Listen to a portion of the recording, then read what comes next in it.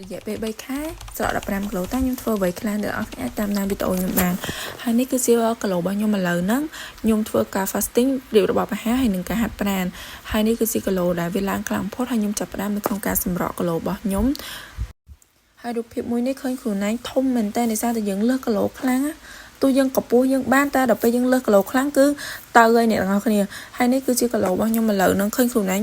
ខុសគ្នាឆ្ងាយមែនតែនហ្មងដោយសារតែខ្ញុំគីឡូខ្ញុំប៉ុណ្ណឹងដោយសារតែខ្ញុំខ្ពស់ខ្លាំងខ្ញុំ 1.2 បងហើយនេះកាមេរ៉ាមុខដែលខ្ញុំថតមុខខ្លួនឯងហើមែនតែន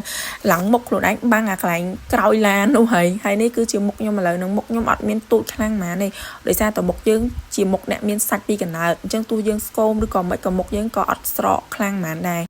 ហើយនេះជាមូលហេតុដែលខ្ញុំឡើងគីឡូខ្លាំងដោយសារខ្ញុំផឹកហើយបើសិនជានិយាយភាសាអាក្រក់មួយទៀតគឺគេហៅខ្ញុំអ្នកប្រមឹកហ្មងដោយសារតែខ្ញុំផឹករាល់ថ្ងៃកាលហ្នឹងមកហឹកដូចជា2023 2024ខ្ញុំផឹក2ឆ្នាំហ្នឹងពេញហ្មងអត់មានលុះថ្ងៃទេណាខ្ញុំផឹករហូតទៅណាក៏ខ្ញុំផឹកដែរអ្នកទាំងអស់គ្នាមើលបានសូម្បីខ្ញុំបិទម៉ាស់ក៏ខ្ញុំផឹកបាននៅម្នាក់ឯងក៏ខ្ញុំផឹក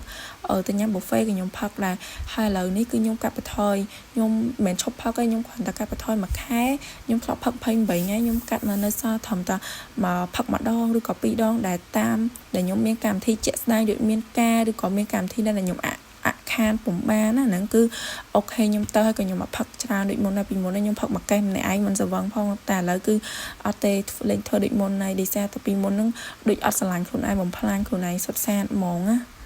ហើយខ្ញុំបដូរពីបែបហ្នឹងមកញ៉ាំអាហារដែលល្អវិញដែលអ្នកទាំងអស់គ្នាបានឃើញនៅក្នុងហ្នឹងចឹងដែលមានប្រូតេអ៊ីនអាហារដែលប្រើគ្រឿងស្រាហើយអត់ធ្វើឲ្យប៉ះពាល់សុខភាពរបស់ខ្ញុំហើយខ្ញុំព្យាយាមគឺខ្ញុំកាត់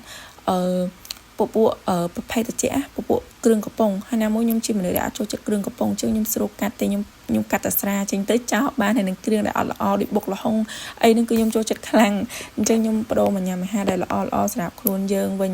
ហើយខ្ញុំប្រើរយៈពេល3ខែហ្នឹងខ្ញុំធ្វើ fasting 23លើ1រយៈពេល3ខែពេញតែមិនខ្ញុំធ្វើ90ថ្ងៃនឹងពេញណាអ្នកទាំងអស់គ្នាគឺខ្ញុំមានថ្ងៃដែលខ្ញុំ cheat day ដែរ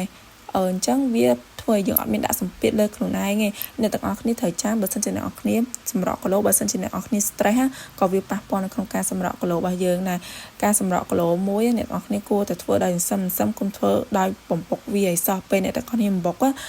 អាចនឹងមានការបាក់ទឹកចិត្តលឿនព្រោះខ្ញុំក៏ធ្លាប់បាក់ទឹកចិត្តនៅក្នុងការធ្វើរបបអាហារឬក៏ការសម្រក់គីឡូនេះច្រើនដងហើយការដែលខ្ញុំធ្វើរបបអាហារនេះអត់មានគីតូឬក៏ low carb ទេខ្ញុំធ្វើធម្មតាញ៉ាំបាយញ៉ាំអីធម្មតាតែគ្រាន់តែខ្ញុំកាត់បន្ថយបាយកាត់បន្ថយរសជាតិអញ្ចឹងវាធ្វើឲ្យជាតិស្កររបស់យើងហ្នឹងក៏ឡើងហើយខ្លាញ់របស់យើងហ្នឹងក៏ស្រកដោយសារតែយើងញ៉ាំក៏ញ៉ាំខ្លាញ់តិចខ្ញុំញ៉ាំសាច់ជ្រូក3ជាន់ក៏ខ្ញុំញ៉ាំដែរតែខ្ញុំញ៉ាំតិចខ្ញុំអត់សូវញ៉ាំច្រើនហ្មងទេហើយខ្ញុំព្យាយាមញ៉ាំផ្លែឈើឲ្យបានគ្រប់គ្រាន់ហើយមួយទៀតគឺទឹកសំខាន់មែនតើហើយរាល់ថ្ងៃនេះខ្ញុំញ៉ាំតែទឹកសុទ្ធហើយនឹងកាហ្វេខ្មៅអត់ស្ករបើសិនជាថ្ងៃណា cheat day គឺខ្ញុំញ៉ាំតិចតួចចឹងទៅហើយ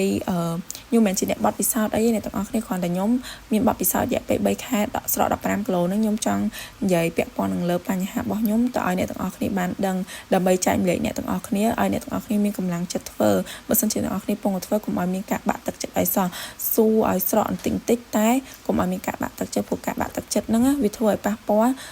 ទាំងយើងហើយនិងទាំងការសម្រក់គីឡូ